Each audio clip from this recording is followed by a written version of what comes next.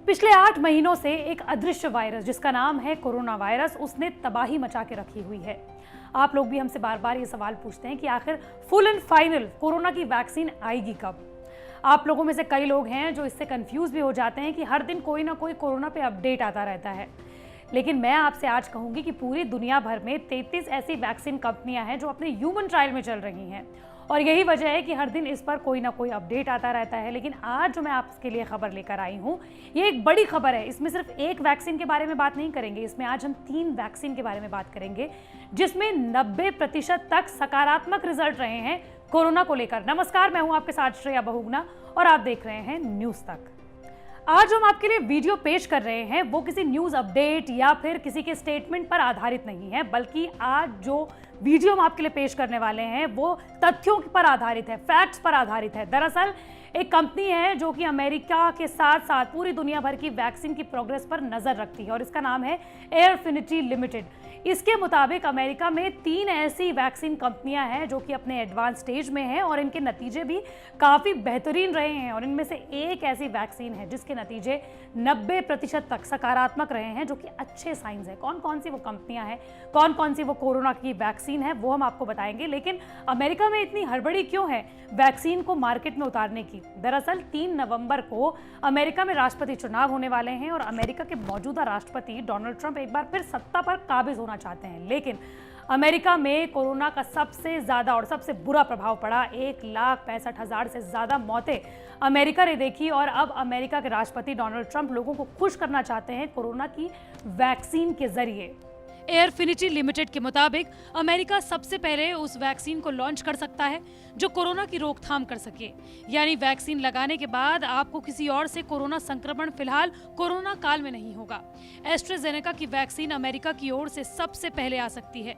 हालांकि कोरोना के खिलाफ इम्यूनिटी कब तक रहेगी, इसके लिए वैक्सीन पर काम होता रहेगा।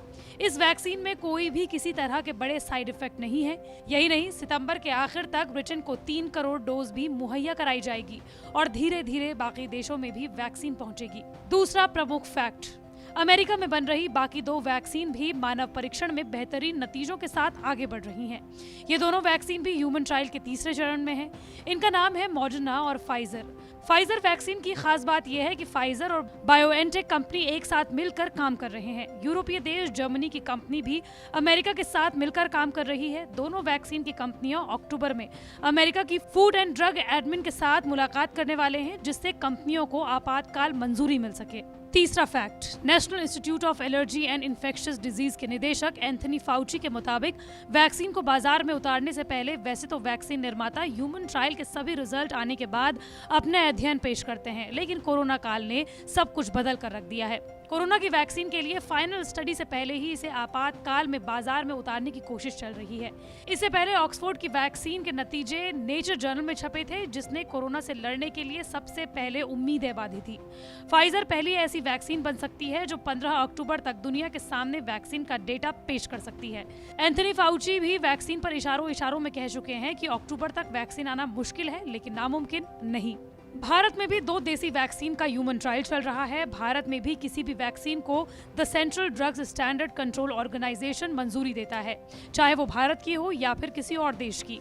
हर वैक्सीन को एक जैसी प्रक्रिया से भारत में गुजरना जरूरी होता है, लेकिन असाधारण स्थिति में किसी वैक्सीन को बिना तीसरे फेज के ट्रायल के भी मंजूरी मिल सकती है। हालांकि भारत की सभी वैक्सीन इस समय ह्यूमन ट्रायल के तीसरे फेज में है।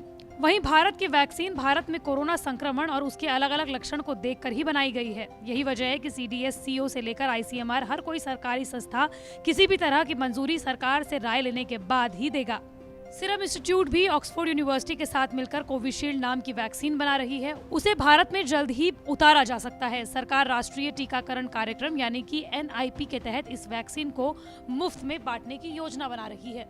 यही नहीं, केंद्रीय स्वास्थ्य एवं परिवार कल्याण मंत्री डॉक्टर हर्षवर्धन ने भी अपने एक बयान में कह दिया है कि देश के वैज्ञानिक कोरोना की वैक्सीन बनाने में सफलतापूर्वक आगे बढ़ रहे हैं और उम्मीद है कि 2 महीने में यानी कि सितंबर से अक्टूबर के आखिर महीने में वैक्सीन के ट्रायल को पूरा कर लिया जाएगा, जिसके बाद वैक्सीन इसी साल लोगों को मिल सकती है।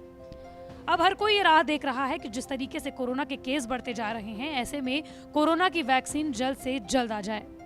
तो न्यूज़ तक की जो ये मुहिम है आप तक कोरोना की हर अपडेट पहुंचाने की, वो जारी रहेगी।